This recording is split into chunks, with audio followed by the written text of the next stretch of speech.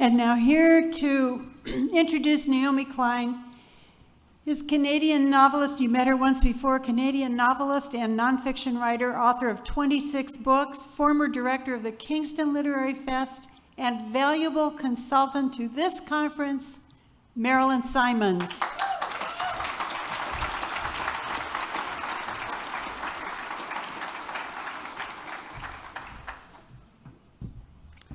Wow, what a room, what a room.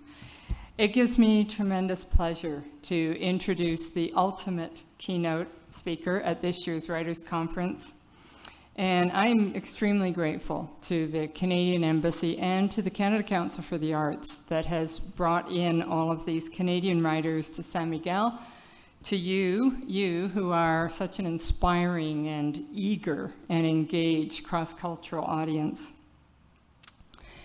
Rarely does a writer transcend the borders of their own country. But from the moment Naomi Klein published No Logo in 2000, we knew this was no ordinary writer. Over the next 7 years, she widened her target from corporations to the Western world. Then 7 years after the Shock Doctrine, she released This Changes Everything, and we all knew. She was a writer who knew no borders, who will travel wherever she has to, like Gilgamesh, to bring back the truth.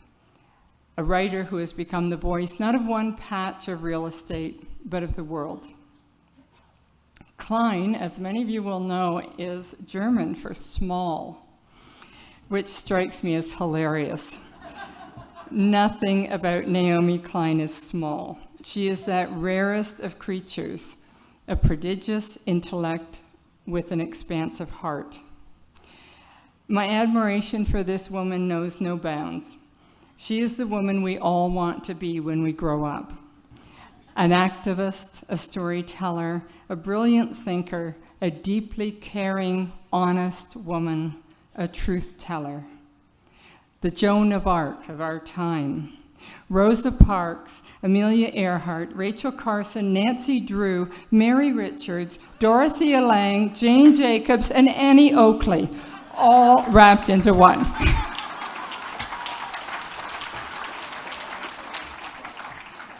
This is a woman who can change the world. This past November, Naomi received the Sydney Peace Prize in Sydney, Australia, for her vision and inspiration around climate change. The day she received the prize was the day that Leonard Cohen died. Leonard was one of the first signees of the Leap Manifesto that Naomi and Avi and their group have crafted. She ended her acceptance speech by quoting one of Leonard Cohen's last songs. Steer your way through the ruins. Steer your way through the fables. It's not easy, especially in these times, but Naomi Klein's voice is one that will help us steer our way. Please join me in welcoming Naomi Klein.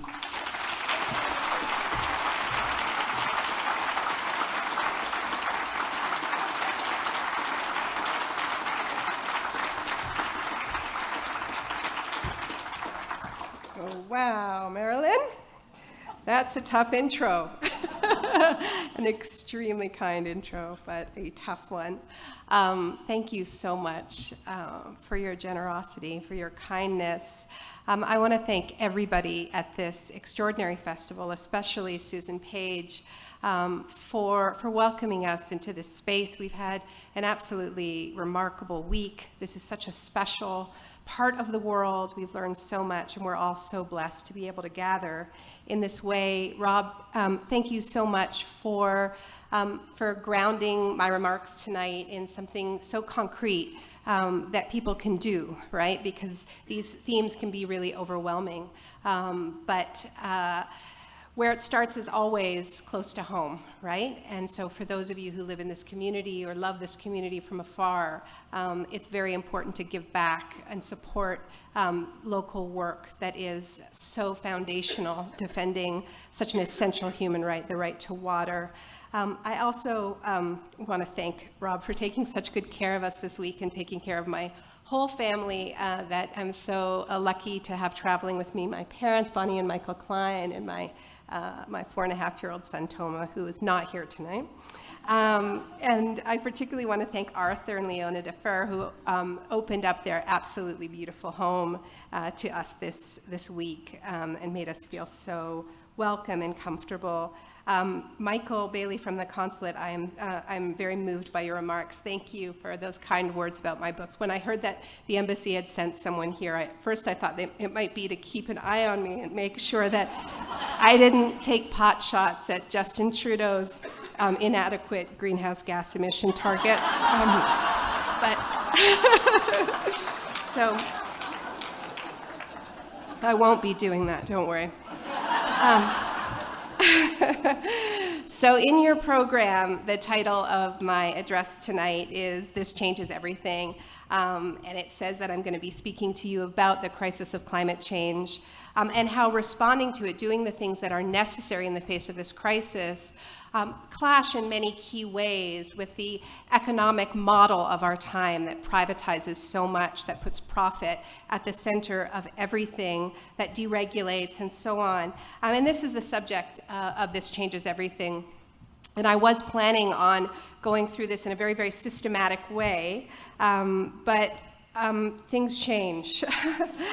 And since the man who some have taken to calling Agent Orange strode into the White House, a lot of people, it's not mine, but I like it. A lot of people have been asking me to talk about some of my earlier books, in particular the Shock Doctrine, which I published exactly a decade ago, and even my first book, No Logo, which was published 17 years ago. So I decided to do something a little bit different with this talk, so it's a little bit rough. I hope you will humor me with this, but to try to look at this, this moment of political crisis in which we find ourselves, to look at it through the lens of these three books, rather than just sort of referring to it through one. So it's going to be a bit of a mixtape, and I hope that something coherent comes out of it in the end, and if not, you can tell me during the Q&A. So over the past month, the Shock Doctrine has had this new lease on life. Were it not for the reason for this, I would be very pleased, that it's climbing up the list and again. But the reason for this is quite disturbing, right? The thesis of the Shock Doctrine, for those of you who don't know, is that for the past half century, during times of crisis, political, economic, military, even natural disasters, we've seen very opportunistic attempts, very undemocratic attempts to push through a radical corporate agenda that's really preying on people's disorientation during times of shock. So that's what I mean by the Shock Doctrine, and the reason it seems to be coming up a lot is that a lot of people seem to believe that they are living the Shock Doctrine in real time.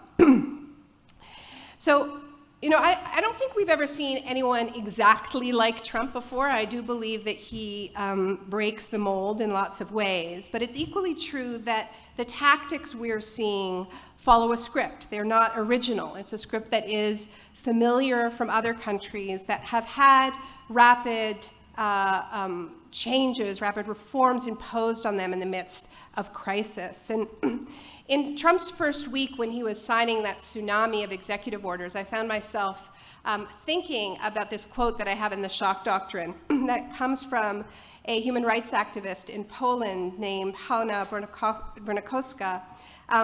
And she's describing the velocity of change that was experienced in Poland when it was undergoing what at the time was called shock therapy, right? So it's in the midst of the collapse of communism, and these countries are being remade very, very quickly, mass privatization and deregulation, and it's very hard to keep up, right? And she said the difference, it's the difference between dog years and human years.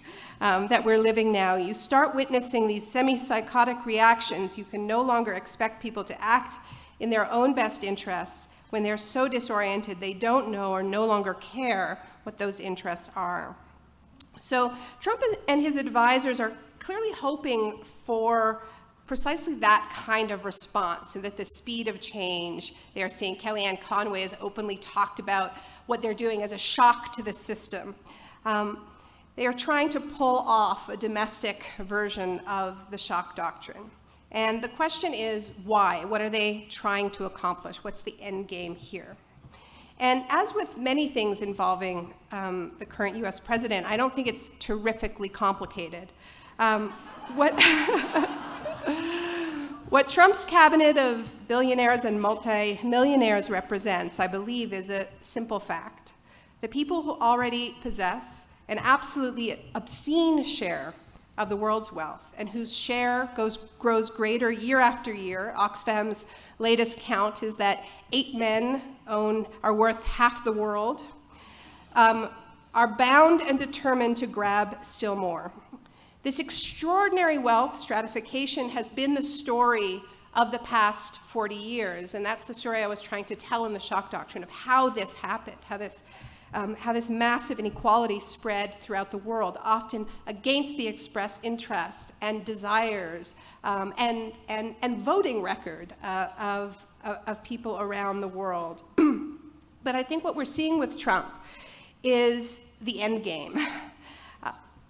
Trump likes to say that he can be trusted to fix the system, to drain the swamp, because he knows it from the inside, right? This was central to his pitch on the election trail, that he gamed this system to his advantage as a businessman. He bought politicians, he bribed, he cheated, he dodged taxes, he outsourced production, he did whatever he wanted. He worked the system, so who better than Trump to fix the system? This was the essence of the pitch, quite explicitly, right?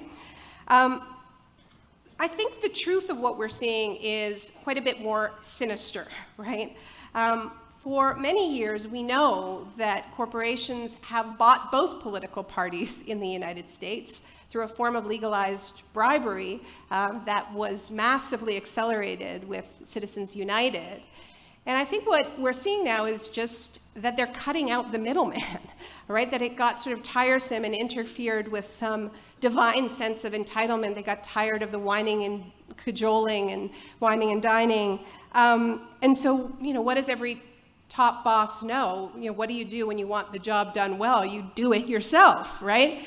And so now we have ExxonMobil as Secretary of State, General Dynamics as Secretary of Defense. Mattis worked there just a few weeks before taking the job. We know Trump's first pick for labor secretary was the CEO of a restaurant empire, including Hardee's and Carl's Jr., and the Goldman Sachs guys for pretty much everything that's left.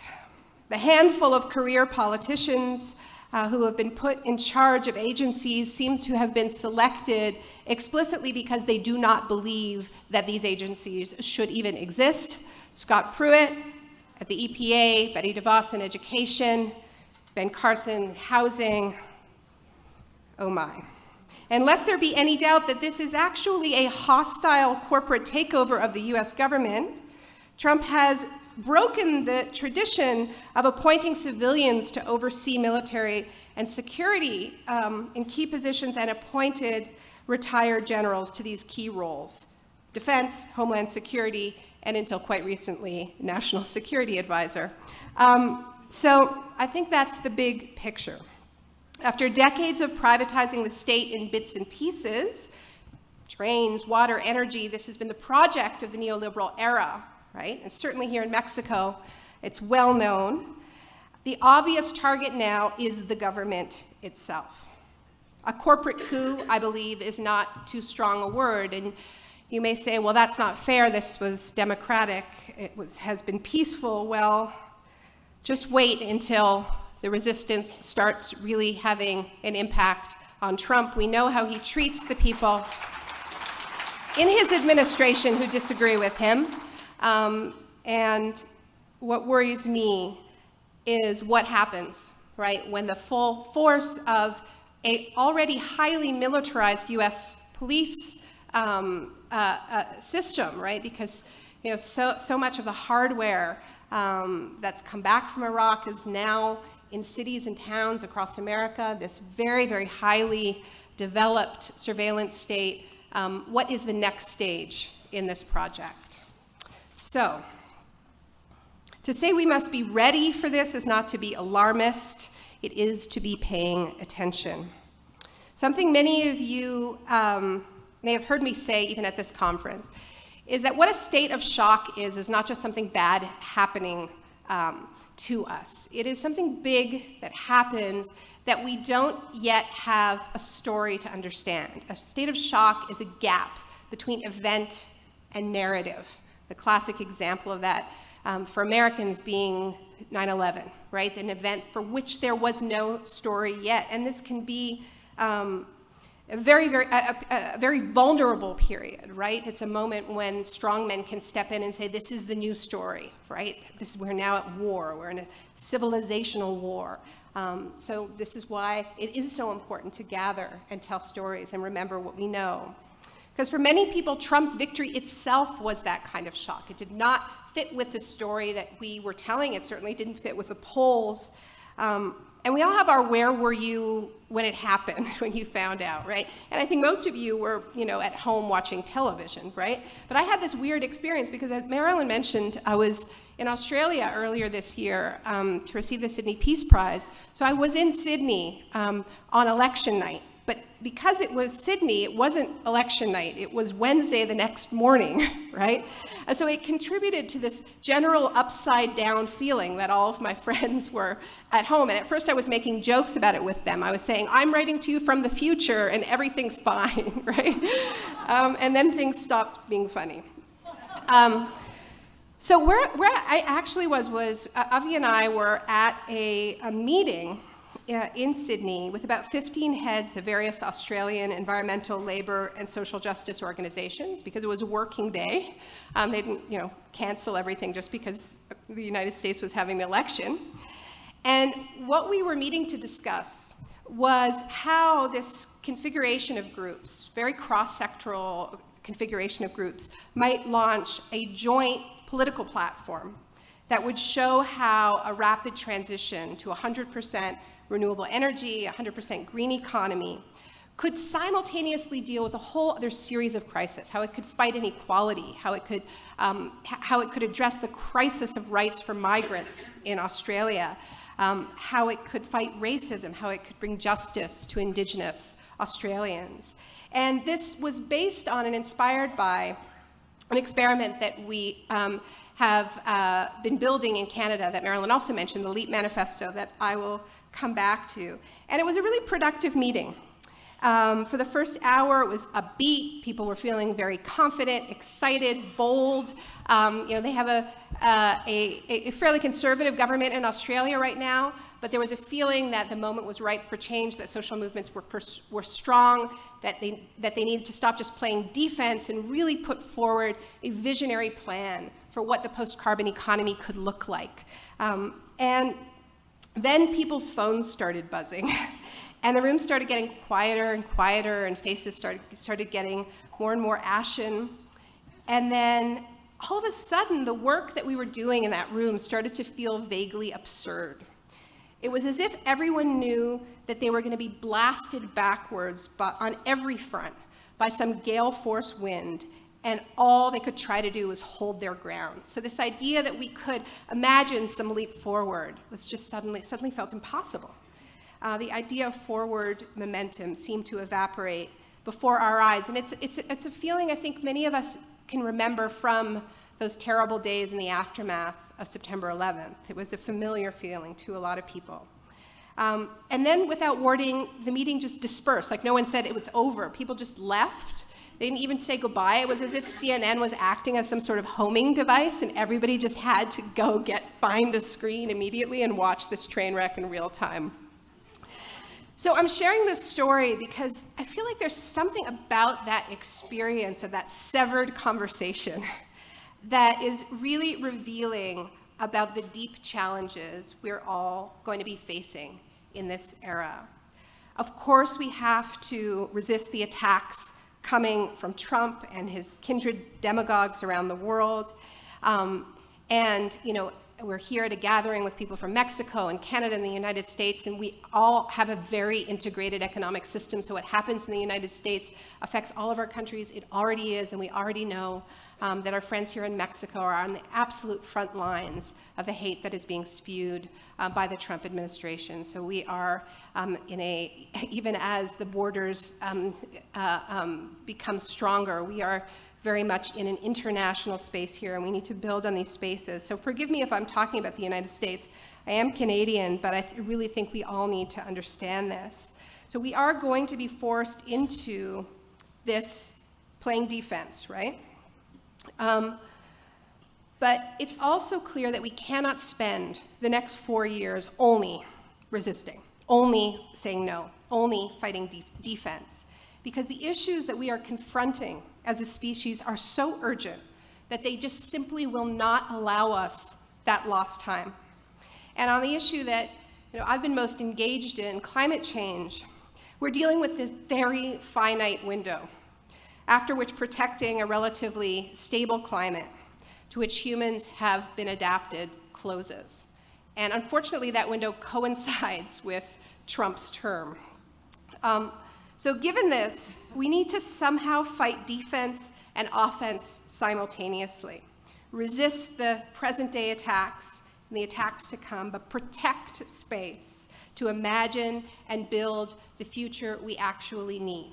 Because the difficult truth is that even if we win every single one of these defensive battles, where we are now is extremely unsafe. It is unsafe from a climate perspective, from an ecological perspective, from an inequality perspective, from a racial justice perspective, which is why social movements have been on the rise so much, right? So we cannot simply fight defense. So I mentioned that the danger in a moment like this is this idea that the slate gets wiped clean, right? It's the year zero phenomenon, right? Forget everything you knew. It's a whole new world. And of course, we may hear this from Trump, but we also kind of do it to ourselves. We act as if there's never been anybody like Trump before, right? As if he sort of comes from nowhere. So I think one of the ways that we stay oriented in a moment like this it's two things. One, we understand the tactic, how they're using speed, how they're using chaos, how they're using that atmosphere of disaster so that we can resist it and be immune to it, or more immune to it. But the other way we fight it is we tell our own stories, right? And not a single story, but many stories that can stand up to the story of division and hate that we're hearing, stories that unite us and ground us and lay a genuine and credible path to safety. So I think it starts with remembering that Trump is not a Martian, that he does not come from outer space, that he is an extreme expression of where a whole lot in the culture was headed, a pastiche of pretty much all of the worst and most dangerous trends of the past century. He is, for one thing, the personification of the merger of human and corporation, a one-man mega brand with wife and children as sub-brands, spin-off brands, with all the pathologies and conflicts of interest that flow from that, and I will be coming back to them. He is also the physical embodiment of an ideological project that has waged war on everything public and commonly held. In most parts of the world, it's called neoliberalism. And what this has to do with Trump is that as we have denigrated the public sphere, Ronald Reagan famously said the 9 most dangerous words in the English language is, I'm from the government and I'm here to help, right? That government is a problem, not the solution, that never the solution, that Margaret Thatcher said there is no such thing as society, only men and women and families. So as we denigrate the public, the commonly held, then what we have done is we have created or allowed the creation of a new breed of CEO saviors who are going to sweep in and play the role that politics used to play. And here I'm thinking not of right-wing figures like Trump, but of sort of progressive billionaires, even like Bill Gates and Richard Branson and Michael Bloomberg, whose wealth was imagined as proof positive of their genius in all things, no matter how unrelated to their field of expertise, right? So I think Trump comes out of this. This is part of what creates a moment like this where it is imagined where Trump can openly say, I'm going to fix this system because I'm rich. That's how I'm going to fix it. And that is my only job qualification, is my wealth. Trump could never have sold his snake oil about jobs and bringing back manufacturing without, and this is a little hard to hear for some people, a Democratic Party that provided a few meaningful answers for economic inequality and injustice, that refused to go after the financial elites most responsible for ever-deepening inequality. And this is not just an American phenomenon. The failure of centrist and center-left political parties to be bold and visionary and really reform the systems creating so much inequality, it's part of the recipe that is leading to the rise of the far right. We saw this in the UK with Brexit. We're seeing it right now in France with the failure of François Hollande's Socialist Party, creating a situation where someone like Marine Le Pen could seem to have the answers. It's also this context that creates a ripe context for demagogues to step in and blame the immigrants, blame blacks causing disorder rather than respecting our police, not just in the US once again, but across Europe with similar variations to this story unfolding in India with Modi in the Philippines as well. Trump could never have happened without the dehumanization of Muslims as a civilizational enemy, which of course was intensified under Bush after 9/11 with that clash of civilizations narrative. But it did continue, albeit more quietly, during the Obama years with a normalization of drone killings that took a horrific toll on civilian lives. So I say all of this not to refight old battles and pick recently scabbed over wounds. I do it because I think if we don't, we will repeat these same mistakes. Alicia Garza, one of the founders of the Black Lives Matter movement, of the Movement for Black Lives, she has a great line. She says, let's make new mistakes, right? I mean, we're going to make mistakes. Movements make mistakes. But we don't have to keep making the same mistakes over and over again, but we will if, in the name of unity in a moment of crisis, we don't take a hard look at what, on our side of the political equation, produced this moment as well. So the forces that created Trump and Trumpism are not just political and economic, they're also cultural. And this is where I'm going to start my mixtape and talk a little bit about something I haven't talked about, honestly, in about 17 years, which is No Logo. Well, after I wrote that book, I was so immersed in the world of marketing and branding that I developed a kind of an allergy to it. And I couldn't, to do the research for No Logo, I had to watch so many ads and just so much garbage that I just developed this allergy. It was funny, William Gibson, a wonderful writer, Canadian writer as well, he based a character on No Logo who literally had an allergy to brands in his incredible novel Pattern Recognition, which you should read if you haven't.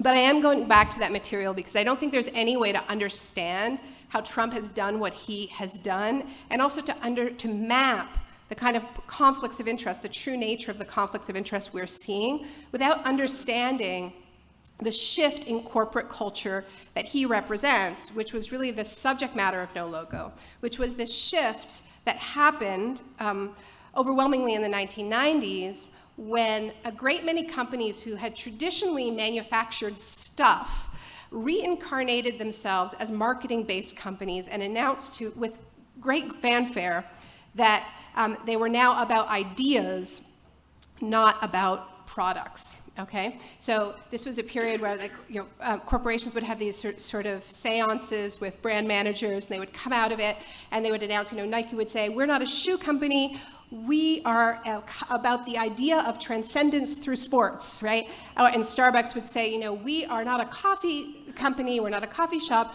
we are about the idea of third place, which is not home and not work, which is community, which we used to have actual third places for, but now Starbucks is about the idea of third place. So once you've found your the soul of your brand, right, Then the task becomes to project it onto as many spaces as possible through marketing and sponsorship, and by launching all of these brand extensions and building this kind of brand, self-enclosed brand cocoon, right? So Nike was the flagship example of this.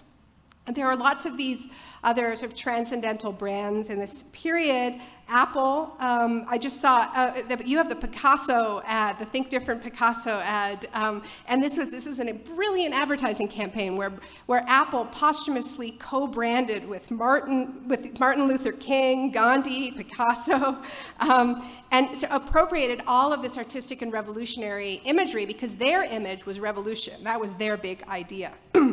So this was amazingly successful from a business perspective because it turned out that people would pay this extraordinary premium to be associated with this tribe, this brand. They were shopping not for sneakers anymore, not for computers anymore, but for identity, for belonging. And of course, the fact that this is happening at the same time as you have this political and economic project that is waging war on so many of the spaces where we used to get real community, which is denigrating politics, which is waging war on trade unions, which is putting ads in every single public space, including universities.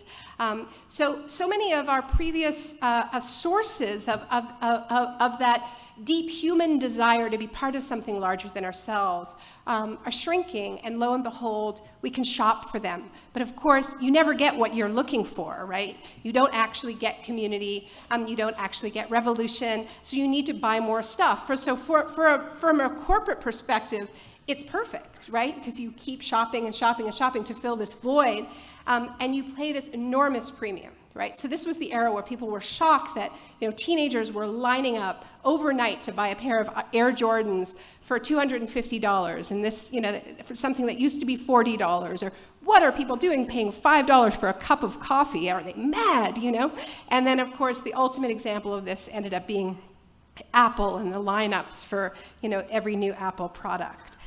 So the appeal of this is obvious. It's very, very profitable. But to build a true super brand in this way, it's expensive, right? I mean, you're making ads that are more like art, that are more like entertainment. All of this is very expensive. So there was a simultaneous process of divestment from manufacturing, of divestment from the world of work. And this is often described as just moving companies from one country to another. And I think that really misses what was actually going on. Nike didn't own a single factory. They did not think of themselves as a manufacturer at all. They thought of themselves as a shopper that scoured the globe looking for the cheapest producer of its product that was often made right alongside its competitors' projects in the same factory by the same workers. So, what does this have to do with Donald Trump? Well, a lot. It has to do a lot with Donald Trump because he is a true mega brand, and he has followed this model of what in No Logo I called a hollow corporation, that is all about the brand and that owns as little as possible and outsources as much as possible and sort of colonizes as much space as possible and offers this dream of being part of this aspirational identity, this aspirational tribe. So what is the Trump brand, right? It's not revolution. What is the Trump brand? Well, he says that it's luxury, quality, but the truth is, if you think about a luxury brand, you don't think about Trump as the first brand, right? The real meaning of the Trump brand is money, right? The Trump brand is wealth. It is success through capitalism. That's why there's all the gold all the time, right? I don't know if you noticed in the crazy press conference the other day, there was just like this random gold curtain suddenly behind him. I think you know how Superman has that relationship to kryptonite where he crumbles if he gets close to kryptonite. I think that Trump's relationship to gold is the opposite. Like he crumbles if he's more than 3 feet away from something that is big in gold. Anyway, so that is the Trump brand. It is wealth, it is money. And Trump's personal brand as part of this is he's the boss. He is the ultimate boss, the guy who can do whatever he wants, whenever he wants, to whomever he wants, right? Including, as we all know, grabbing whoever he wants.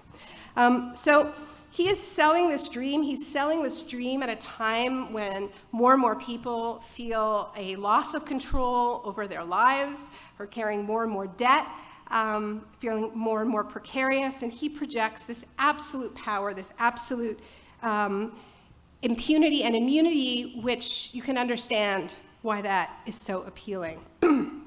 So that's the idea, and then he projects it onto pretty much everything he possibly can. He describes himself as a builder, but the fact is he has a few flagship properties like Trump Tower in New York and Mar-a-Lago, but the majority of his wealth comes from leasing the brand, the Trump brand, to other people, to developers, to slap it onto their Trump brand towers, their Trump hotels, or the whole network of Trump-branded ties and water and vodka and steaks and homeware and books and the rest of it, right?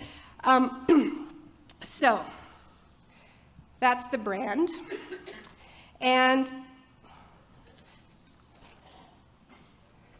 the reason why we need to understand this is it has a lot to do with why it's so very, very hard to hold him accountable, right? So here he is running for president, screaming about outsourcing, saying he's going to bring back manufacturing, and people point out, well, wait a minute, your Trump ties are made in sweatshops in China, and Ivanka's line is made there too, and in Bangladesh, what's going on? And he just shrugs it off, right?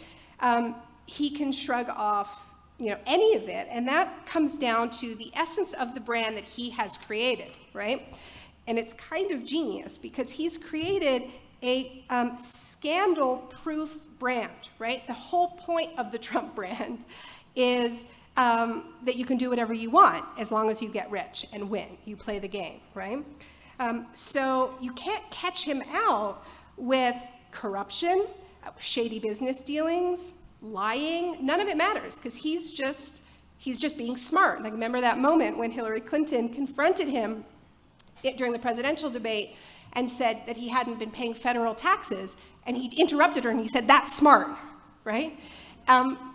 So this is why it's very, very hard, because people are trying to apply the rules of traditional politics to Trump, but he's not playing by those rules. He's playing by the rules of branding. He has a mega brand, and the number one rule of branding is that you have to be true to your brand. That's the only important thing that a brand has to do, is be consistent, right? That's why you repeat so much, right? That's why he's constantly talking about how rich he is, because that's at the center of his brand. So we're already seeing the kind of conflicts of interest that this represents and how hard it is to hold him accountable for any of it, right? So we saw him hosting the Prime Minister of Japan at Mar-a-Lago just a few days ago. And this is a conflict of interest because if your brand is your is wealth, is power, and your revenue streams from the companies you have not divested from, his sons are running them, he hasn't divested, comes from selling that brand to other people, then of course that brand is massively increased when you are seen cavorting with powerful people. That enforces the narrative of your power. And in a very, very tangible way, the promise of Mar-a-Lago is the promise of cavorting with a powerful guy like Trump, but now the promise is greater. It's the promise of cavorting with the US president and maybe running into the Japanese prime minister and maybe seeing them deal with the ballistic missile crisis, which actually happened at Mar-a-Lago, and people were tweeting and Facebooking those. I don't know if some of you saw these extraordinary images, right? But they're already cashing in on this. The fees at Mar-a-Lago have doubled since Trump took office. They were $100,000 membership fees, and they've gone up to $200,000.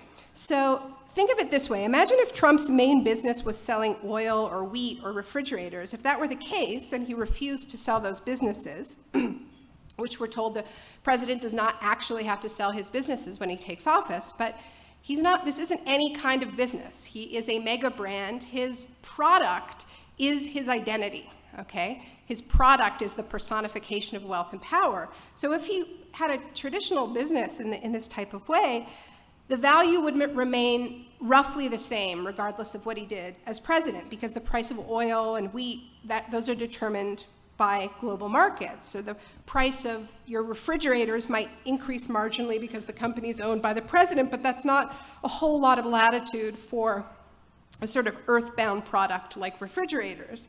But the value of a brand like Trump fluctuates wildly, right? And so there was a scandal recently where we found out that his son Eric Trump had gone to Uruguay to make a deal leasing the Trump brand to some Uruguayan developers to build a new building, right? And the scandal that we heard about was the fact that US taxpayers were footing the bill for about $100,000 for the Secret Service to stay in hotels. And that is a scandal, but that is not the real scandal. The real scandal is what they were selling was the Trump brand. That's what they were leasing. And that brand, the value of that brand increases exponentially every day that Trump is president, or significantly. But more than that, it's really dangerous because this is also ephemeral and so arbitrary. So, so we don't know what they bought the brand for because Trump keeps his finances very, very obscure. But what is the premium for slapping the word Trump on your hotel or your office tower, right? You could pay an extra $6 million for it, but I wouldn't be surprised if you paid twice that, or maybe you could pay $60 million for it. And then they could just say, well, that's the market value. But we won't know if that was topped up significantly because the people doing the paying thought that they were going to get influence with the US president, right? So it's very, very malleable and very, very open to corruption. So first you have just the straight up profiteering from the US presidency, and then you have all of these infinite possibilities for how you can try to influence the US president by paying extra for something as ephemeral as a brand, because that's the business they're in. So I never thought this research I did for No Logo would be useful, but I think it is a little bit useful as we chart these waters.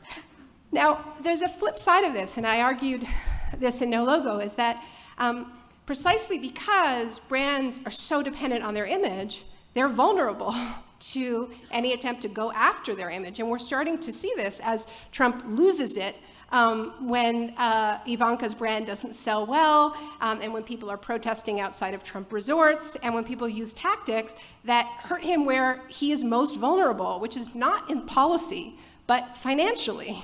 And actually, there's a lot of opportunities for that. There's a whole campaign called Grab Your Wallet, which you should look into. Another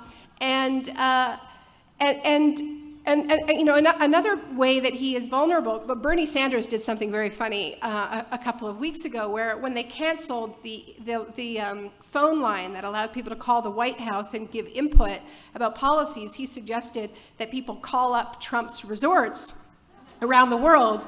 And he said, well, people will ask you what time you want your tea time to be.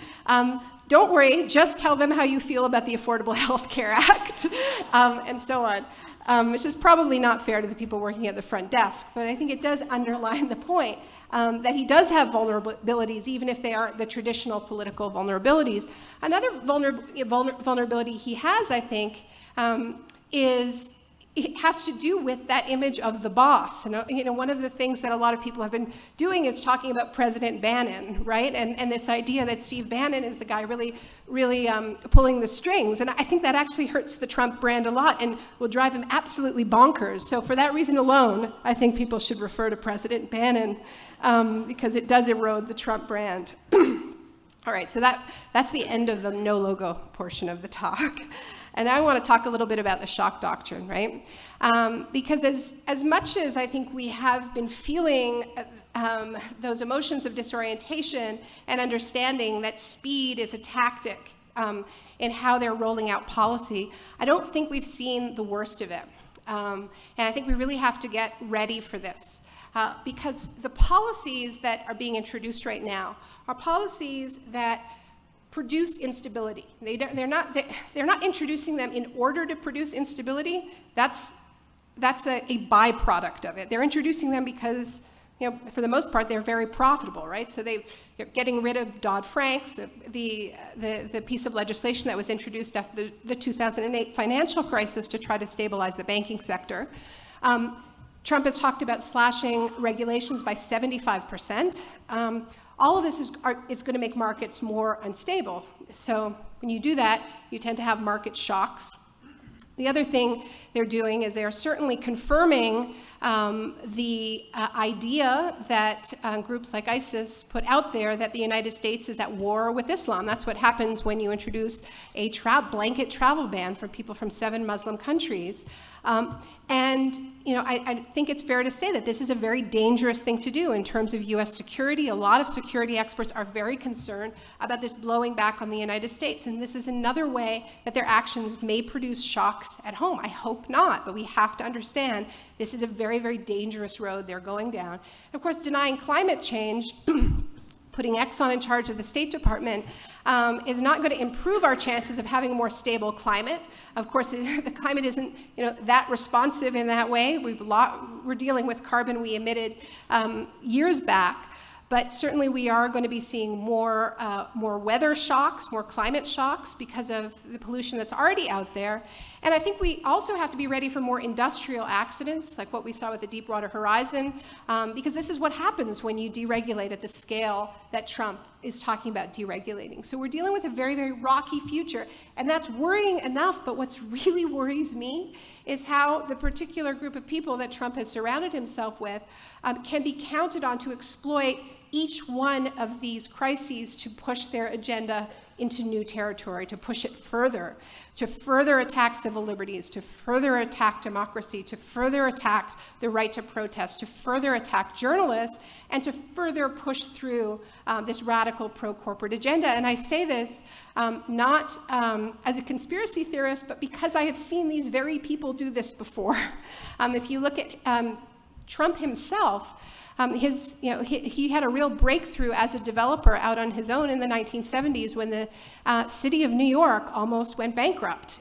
This is when he really had his breakthrough in real estate in New York City, buying properties at bargain basement prices. Steve Mnuchin, his Treasury Secretary, is known as the foreclosure king because he responded to the 2008 financial crisis by setting up a bank that was expressly designed to profit from mass foreclosures. He was responsible for evicting 10,000 people from their homes. So this is to say that these are people who understand the extraordinary profitability of crisis.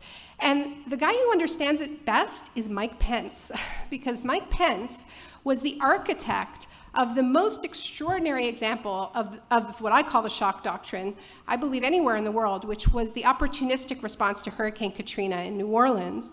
Mike Pence at the time was chair of the Republican Study Committee, which is a committee of right-wing lawmakers, and they had a meeting when New Orleans was still underwater. It was less than 2 weeks after the levees broke. They met at the Heritage Foundation, and the Wall Street Journal got the minutes from that meeting, and it contained 32 what they called free market solutions to Hurricane Katrina. And it included privatizing the education system, not reopening the public schools, giving parents vouchers that they could use in private schools, a little bit like Betsy DeVos's dream world. And creating a tax-free free enterprise zone for all of the Gulf Coast. Mike Pence's name is at the bottom of that document. So we have to be ready for this. Oh God, people are thinking, can it ever get better? I think it can get radically better.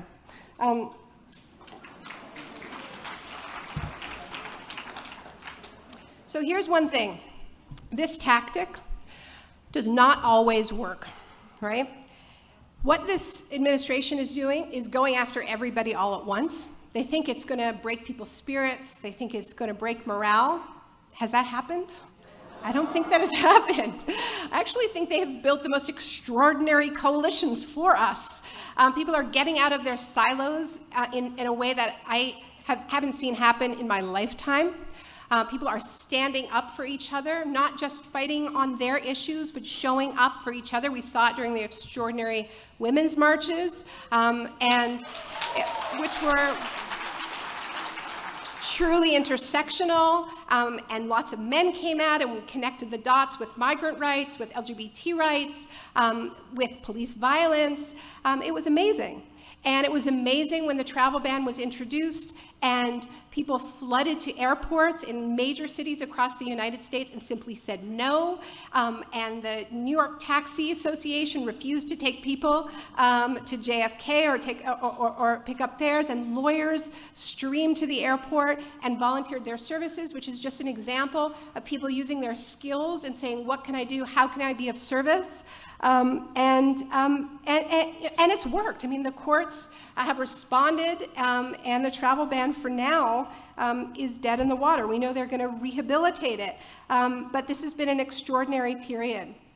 The opposition to Pudzer for Secretary of Labor, this absurd idea of giving that job to a guy who has mused that he would like to replace workers with machines, who has a track record of failing to pay workers for their time at work, for their overtime, has been sued in many class action suits while he is no longer the labor secretary.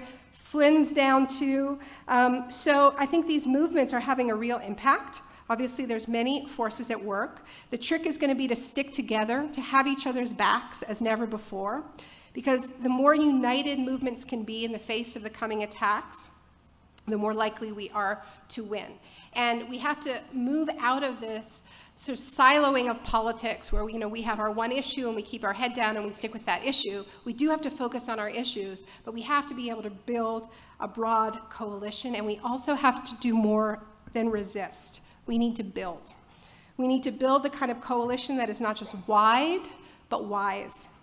Wise enough to not only fend off the attacks, but win power and the world we both want and desperately need. That means dropping the nonsense that pits class against so-called identity politics, economic justice against fighting racism, war against climate change.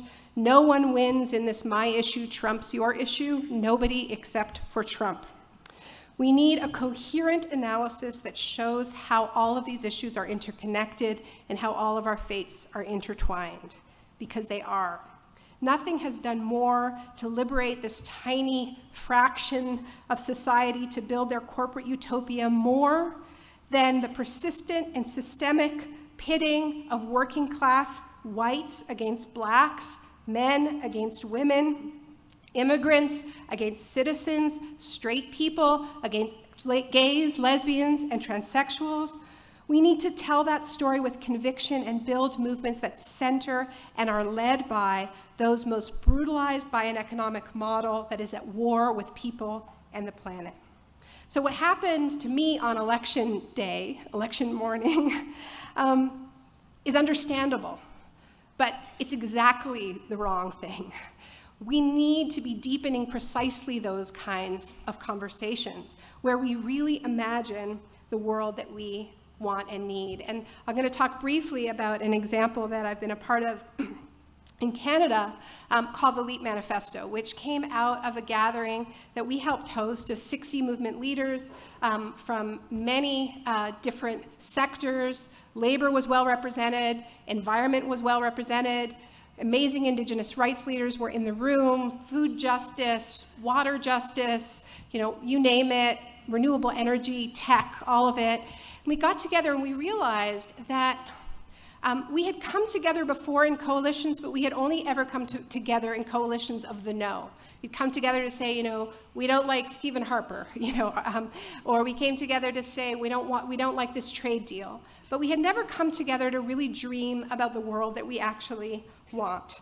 And so the starting premise of this project was that politicians are not the only ones who have the power to declare a crisis, to declare an emergency. We don't have to accept their version of what an emergency is. We can declare that climate change is an emergency, is a true existential threat, and that we must act like it. And in fact, if you look at the history of social change, it has been emergencies declared from below that have changed history. That slavery was not a crisis until the abolition movement said, this is a crisis, right? Racial inequality, gender inequality, all of it, these are crises that were declared from below, and eventually the elites had to acknowledge these crises. So the LEAP calls for a very rapid emergency response to climate change, getting to 100% renewable energy for electricity in 2 decades, for the entire economy by mid-century. We're drawing on research out of Stanford University that says that with existing technologies, we can do this. This is not a pipe dream. So the scientists have said we have to do it. The engineers have said we can do it. What's lacking is the political pressure, the political power to actually do it. But we wanted to, this is not just about saying, climate change is an emergency, it trumps everything else. It's about saying we live in a time of interconnected crises, of overlapping crises. So inequality is also a crisis. Racial injustice is also a crisis. The treatment of Indigenous people in Canada is also a crisis. How do we design solutions that simultaneously radically bring down emissions and fight for real equality and real justice on all of these other fronts? So that's what we tried to design with the LEAP, which is a very short document you can read. It's 1,400 words. You can read it at leapmanifesto.org. And as you heard with Australia, it has inspired similar initiatives around the world, some very local, some at a national scale. The center of it is energy democracy, that as we transition from fossil fuels to renewable energy, we don't want to just be buying our solar panels and wind turbines from Exxon and Shell. We want a more democratic economy. And the wonderful thing about renewable energy is that it's everywhere, right? It is not centralized just where the carbon is. The wind is everywhere, the sun is everywhere. Certain technologies make sense in different places. We have to pay attention to where we live. We called it the LEAP, by the way, because 2016, when we launched it, was a leap year. And obviously, we called it the LEAP because we want rapid change on multiple fronts. But we also called it the LEAP because we realized that leap years are a really great metaphor, because every 4 years we change our calendars to accommodate the fact that our human-created system for measuring time does not actually sync up with the Earth's revolution around the sun. So it's a rare example of human humility before nature, of recognizing that it is easier to change our human-created systems than it is to change the laws of nature, even though we act otherwise all the time. So as we make this leap, as we switch to renewables, we want to build a fairer economy. And this is inspired by what's happened in Germany, where in the transition to renewables, they're getting 30% of their energy from renewables now. It has been accompanied by hundreds of cities and towns taking back their energy grids from corporations, running them democratically. There are 900 new energy co-ops. So the resources, the profits from the generation stays in the community. They have created 400,000 good jobs in this transition. And they also have the resources to pay for services like childcare in their communities. So you have a real triple win: lowering emissions, creating jobs, paying for services, fighting austerity. But we wanted more than that. We wanted more than energy democracy. We wanted energy justice, which means that if we look at how we have extracted fossil fuels since the earliest days, it's the people, it's Indigenous people, it is people who are the poorest on the planet who have gotten the worst deal, whose lands have been devastated, whose bodies have borne the toxic burden of our addiction to fossil fuels. And so, in an act of reparative justice, we say that Indigenous communities and others on the front lines of fossil fuel extraction, the people with the refineries in their backyards, must be first in line to own and control their own renewable energy project, that is real reconciliation.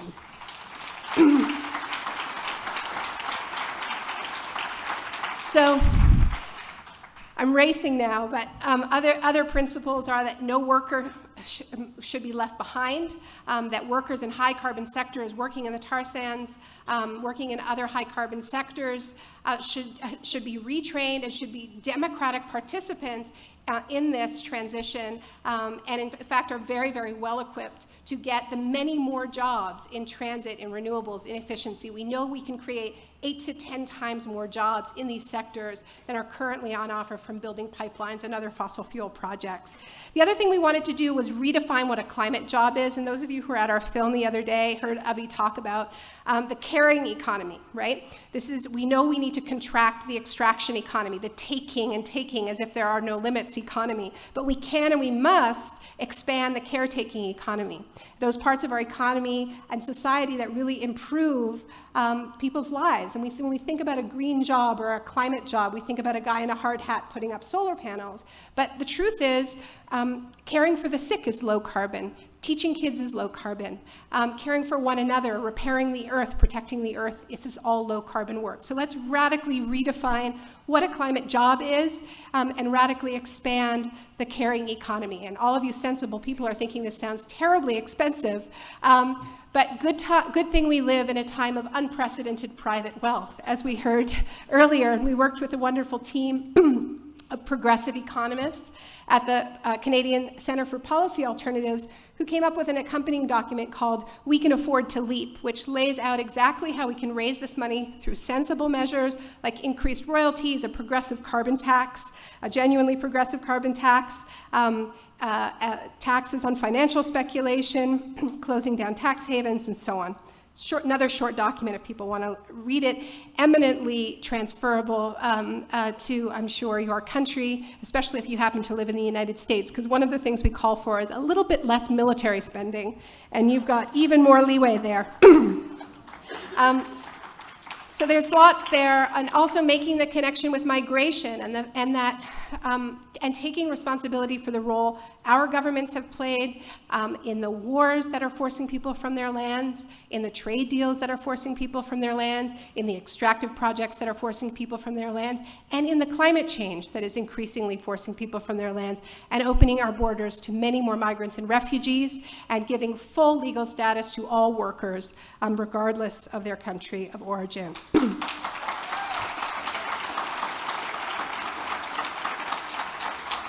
So this brings up what I was supposed to talk about tonight, which is the way in which the sensible things we need to do in the face of the climate crisis that can bring down our emissions quickly really do clash with the economic project of our time, with neoliberal capitalism, which seeks to deregulate and privatize and slash taxes so we're constantly broke and we have the feeling that everything is impossible. It's simply not true. But the reason I called my book This Changes Everything is because the future is radical no matter what we do.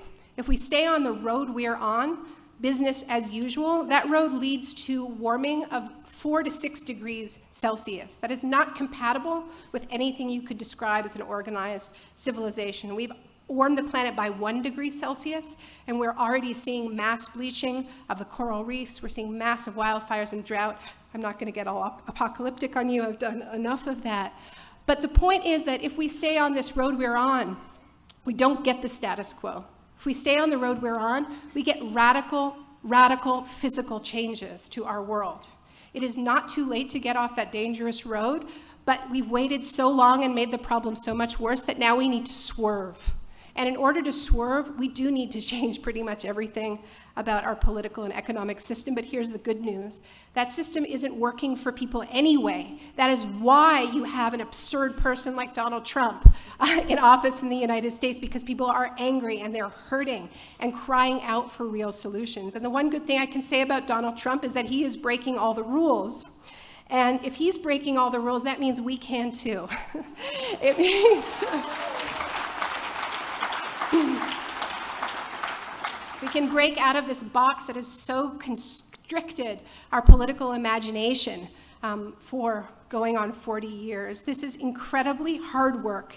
It's going to take all of us functioning at our absolute best, showing patience and love and forgiveness for each other, as well as toughness and tenacity and a great deal of strategic thinking. It's going to take making hard choices about what to do with our limited time and resources. It's going to take new and uncomfortable kinds of risks.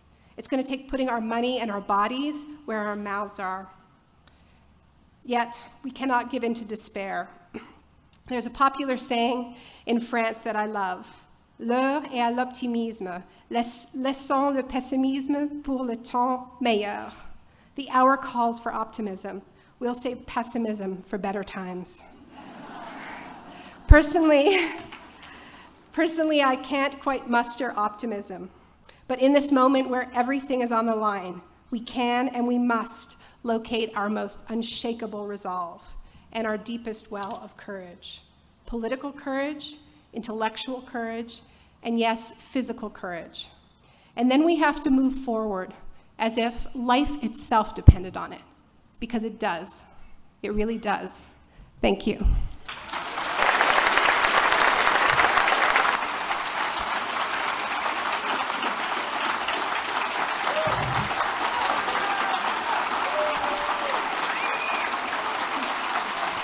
Thank you.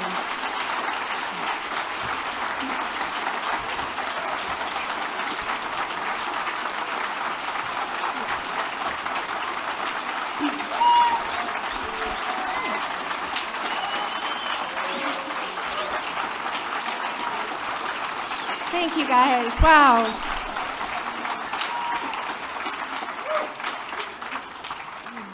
Thank you so much. Wow.